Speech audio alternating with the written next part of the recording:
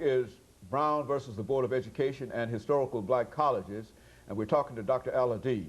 Dr. AAl-Hadid, one of the important elements of Brown versus the Board of Education was that in 1954 it overturned a decision that had been rendered in 1896 called Plessy versus Ferguson. And I think on some of these earlier shows we talked about these decisions. But let's look at the impact that Plessy had upon education, period, and how historical black colleges were able to find a way within that situation.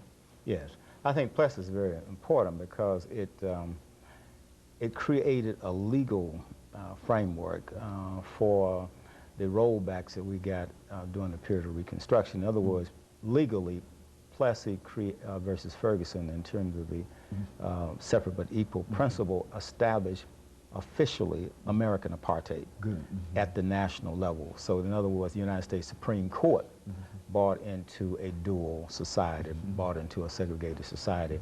And it wasn't until Brown versus the Board of Education 1954 came along that that whole concept was overturned. But be that as it may, let's just look at what happened as a result of, between Plessy and Brown. Basically, we established a dual system of higher education. And African Americans were put in a situation where they got inadequate facilities, low teacher salaries, very substandard buildings, but we did develop a curriculum. And I think what we have to understand is that we had two types of curricula that was developed. In the private sector, we had pretty much a liberal arts curriculum. And that was the type of curriculum that was advocated by W.E.B. Du Bois. You can find that sort of outline in his Souls of Black Folks. In the public sector, we developed pretty much a vocational ed or technical type curriculum. And that comes out of Booker T. Washington's classic, Up From Slavery. So one is saying, well, let's develop infrastructure, let's get involved in technology and become part and parcel of the Industrial Revolution in terms of factory development and agrarian life. And the other one's saying, well, let's develop a class of talented people that are doctors, lawyers, college professors, business persons, and these people would be pretty much the race men. These would be the leaders of the race. And so that the liberal arts curriculum also stressed agitating for the franchise, agitating for the right to vote, which we had gotten with the 15th Amendment, but of course it was not enforced in the South because of this existence of Plessy versus Ferguson and the segregated school system. So basically, when we developed our curriculum, as Carter G. Woodson said in the Miseducation of Negro, was basically, it created a white school for Negroes. Why did it create a white school for Negroes? Because it did not take into account African American culture as the heart of the core curriculum. Rather, it created a core curriculum that canonized American history, it canonized the English language, and everything that is part and parcel of the Europe-centered arts and humanities. That became the driving force in our curriculum. So what we actually produced were black Anglo-Saxons, people that had a mindset of Europeans, coupled with the production of black Anglo-Saxons through the educational curriculum. We also developed certain what we might call secret societies on campus. We know them today as the Greek letter organizations. And those black Greek letter organizations reinforce this black Anglo-Saxon mentality because they too bought into the whole Greco-Roman canon, and they reinforced that in the culture and social life of these schools, thus creating a type of elitism. So not only were the students pledging Greek letter organizations, but the administration itself was comprised of members of Greek letter organizations.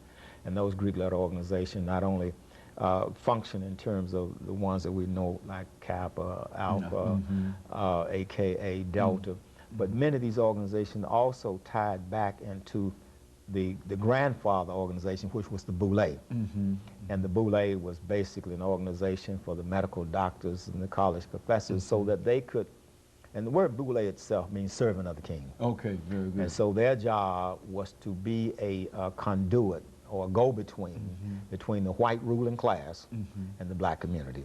That was their job, to keep a barometer on the black community and carry out pretty much the biddings of the white ruling class.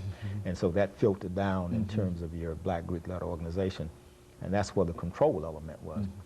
So I think that's how the curriculum developed, you know, over time. Now, when Brown v. Board of Education came along in 1954, that created a very interesting scenario for the HBCUs. Okay, very good. It was very interesting because it set the stage for the civil rights movement, the modern civil rights movement, especially when we were trying to desegregate so-called predominant white institutions like the University of Tennessee, University of Alabama, Ole Miss, etc.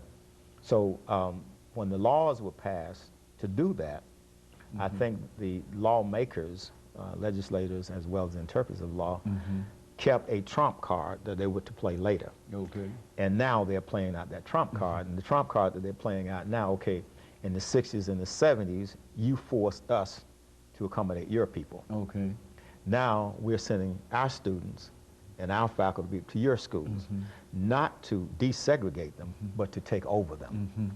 And so what's happening now is Brown versus Board of Education is now being used as a weapon against HBCUs, because it's creating a scenario where the white ruling class, in complicity with the government and complicity with the legal system, are creating a situation where they want to make all schools that are state supported predominantly white. So they want the HBCUs to become extinct. In fact, it's almost illegal to speak of HBCUs today as black colleges because of the court rulings that they want to create a situation where whites will be welcome, whether they're students or faculty and so forth. So our schools are now bending over backwards to give white students affirmative action. And the PWIs, predominant white schools, are doing nothing to grant affirmative action to black students at their schools. So you still have this duality, and that duality is there because the HBCUs, they were the victims during segregation. Now they're the victims under desegregation. Well, now, as we make preparations for the second break and make preparations to come back for the third segment, let's see if we can get some kind of direction in terms of what can be done in order to make these historical black institutions, even though they are institutions that will try to bring in all groups, really serve the purpose that they were originally intended to serve. Of course, when we come back, we'll raise that question. We'll be back with our audience following this very, very short commercial break.